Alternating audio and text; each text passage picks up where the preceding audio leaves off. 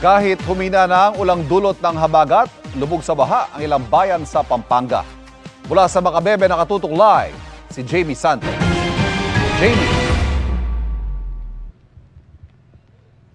Ivan, patuloy na binabaha ang ilang bahagi nga ng Macabebe, Pampanga sa kabila nga ng paghina ng ulan dulot ng habagat. Ayon sa mga otoridad, pinalala ang baha ng high tide na sinabayan pa ng agos ng tubig mula sa upstream areas. Sa karatig bayan naman ng Masantol, gumawa na ng pansamantalang dike ang lokal na pamahalaan para maibsan ang epekto ng pagbaha.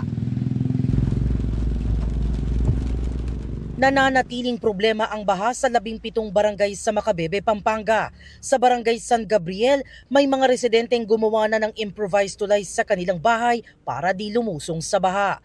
May mga namimingwit sa gilid ng kalsada dahil umapaw ang mga palaisdaan at palayan.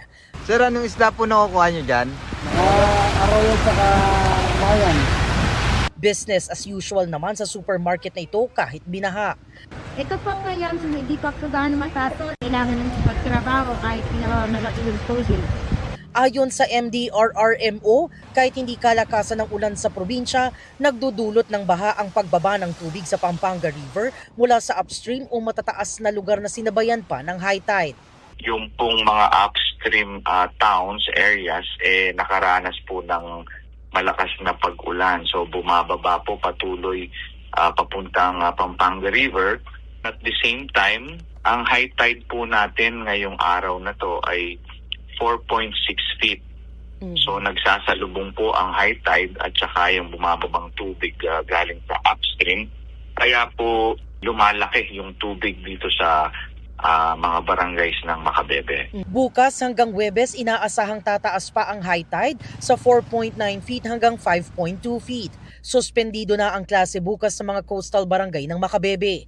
Pinagpapasyahan pa ng mga opisyal ang sitwasyon sa ilang inland barangay. Sa Masantol, Pampanga na problema rin ng baha, naglagay ang LGU ng pansamantalang dike na gawa sa kawayan, lupa at tarpaulin. Nasa 60% na itong tapos at lalagyan pa ng solar-powered water pumps. Halos 6 na kilometro ang haba nito sa ilalim ng 26 million peso na proyekto ng LGU.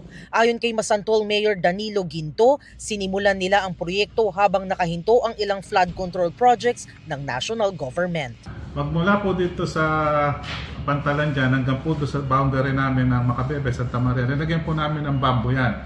Tapos yung bako namin, nagtrabaho dyan, nagtaas po ng pilapil.